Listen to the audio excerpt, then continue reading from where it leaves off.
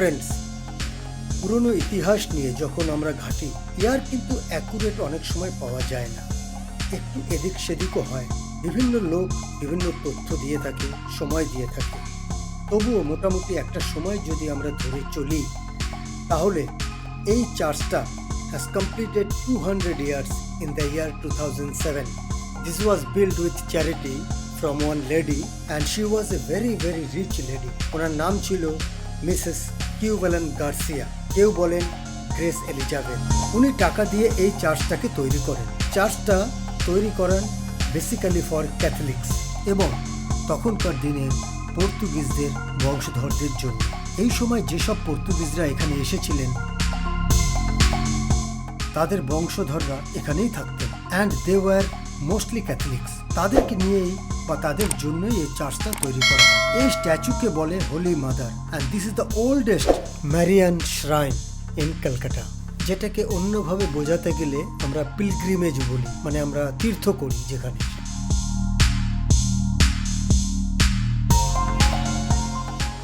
আরেকটা ইম্পর্টেন্ট বিষয় যেটা চার্চের সাথে যুক্ত, সেটা হলো যেহেতু এখানে পর্তুগিজদের বেশি বসবাস ছিল, তাই এখানে অফিসিয়াল ল্যাঙ্গুয়েজ ছিল পর্তুগিজ।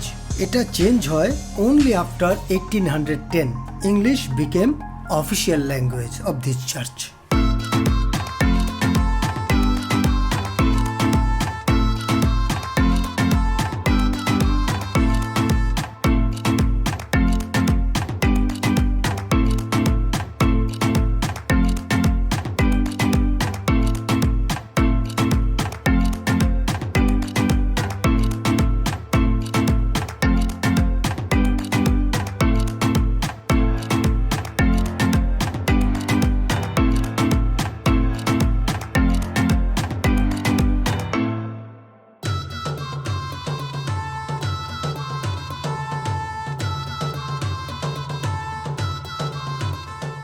আরেকটা ইম্পর্টেন্ট ইনফরমেশন এই চার্চের ব্যাপারে, সেটা হলো এখানে একটা প্রথম স্কুল চালু হয় 1810 সালে। তার নাম ছিল saint Chrysostom's high school and this was set up within this church compound.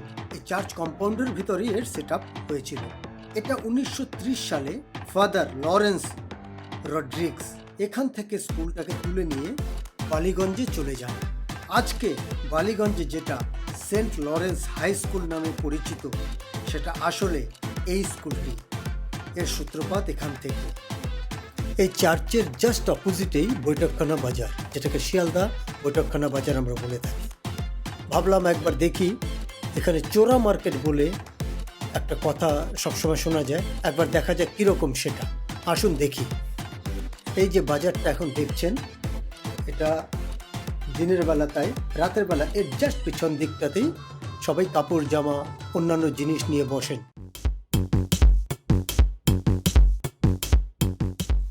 আমরা এখন যাচ্ছি 23 নম্বর স্কট লেনে। এটা কেন বিখ্যাত? কারণ এখানেই শ্রী অরবিন্দ 1908 সালে কিছুদিন বাস করে যান। চলুন দেখা যাক।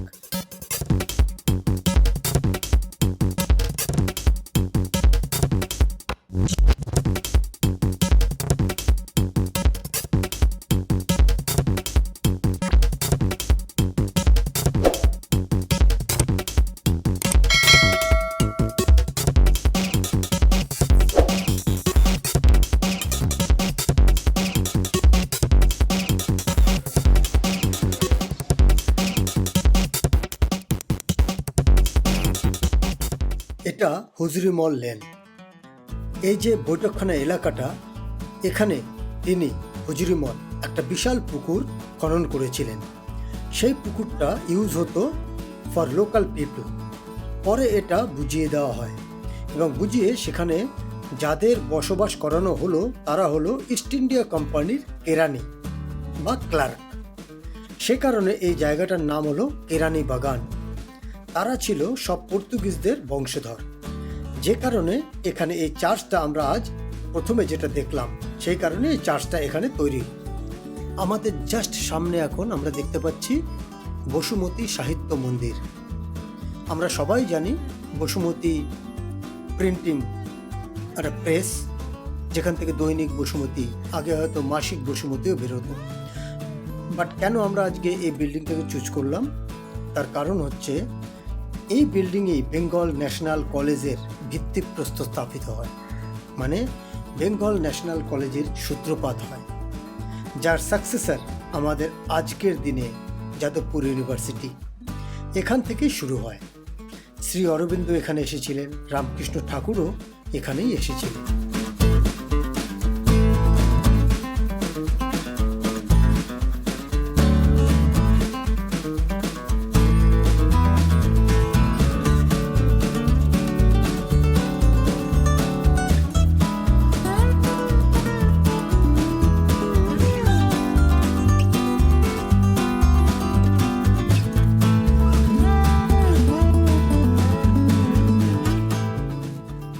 এখন যেটা আমরা দেখছি সেটা হলো দ্য রিফিউজি, একমাত্র পাবলিক অর প্রাইভেট এনজিও তখনকার দিনে, সাল 1901, যারা কেবলমাত্র মানুষদের জন্যই, মানুষদের হেল্প করার জন্য, গরিব মানুষদের হেল্প করার জন্যই এই হোমটাকে তৈরি করেছিলেন।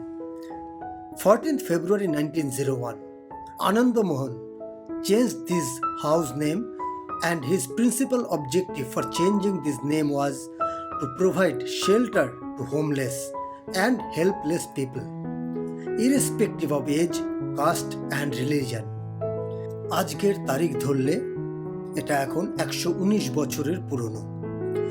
যারা এখানে থাকেন আফটার ক্লাস 12 এদেরকে আর এখানে থাকতে দেয়া হয় না, তারপর তাদেরকে নিজের পায়ে দাঁড়াতে হবে। কিন্তু any kind of other support they can get from here. এমনও অনেক স্টুডেন্ট আছে যারা এখান থেকে গেছেন, তারা এতটাই এস্টাবলিশ আজ, তারাই এখানে ডোনেট করে থাকেন এটাকে চালানোর জন্য। কেউ কেউ বিদেশেও থাকেন। দুর্গাপুজোর সময় যে কুমারী পুজো হয়, তাতে যে মেয়েটিকে নেওয়া হয় সে কিন্তু এই হোমেরই মেয়ে, বাইরে থেকে আনা হয় না। এই যে সেকশনগুলো এখানে রয়েছে, কার্পেন্ট্রি, উইভিং, সব ছেলেমেয়েরা এখানেই জিনিস তৈরি করে, সেই জিনিসগুলো এখান থেকেই বিক্রি করে, বিভিন্ন কাঠের জিনিস, বেতের জিনিস, গামছা ইত্যাদি।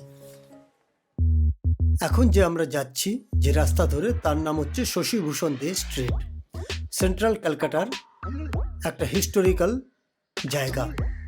এই দোকানগুলো দেখুন পুরনো, তখনকার দিনের মতো এখনো রয়ে গেছে। এই যে আমরা যাচ্ছি আজকে এই গলি ধরে, আমরা দেখতে যাচ্ছি 200 বছরের পুরনো একটা জগন্নাথ মন্দির, যেটা কলকাতাতেই অবস্থিত। আসুন আমরা দেখি এক ঝলক এই জগন্নাথের মন্দির।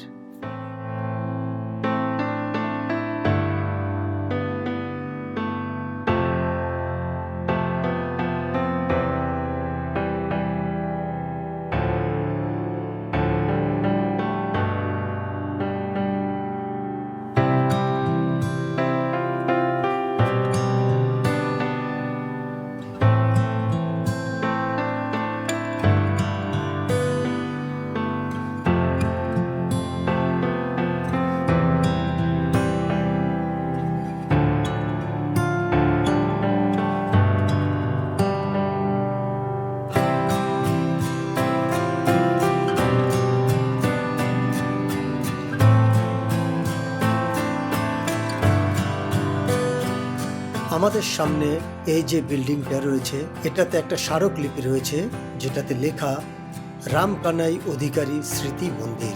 আসুন রামকানাই অধিকারী কে এবং কেন তিনি বিখ্যাত সেটা একবার দেখে নিই। লক্ষ্য করুন, ওই যে দূরে লাল বাড়িটা আমরা দেখতে পাচ্ছি, ওটাই অধিকারী বাড়ি। এই বাড়িটার একটা ইউনিক আর্কিটেকচার লক্ষ্য করার মতো, কেননা এটা একটা প্রাইভেট বাড়ি and this is not a public property.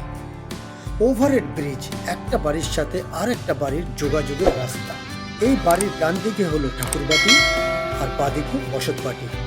বাড়ির বাসিন্দারা কখনো রাস্তা দিয়ে যেতেন না, ঠাকুরবাড়ি বসতবাড়ির থেকে যেতে হলে তারা এই ব্রিজটা ইউজ করতেন।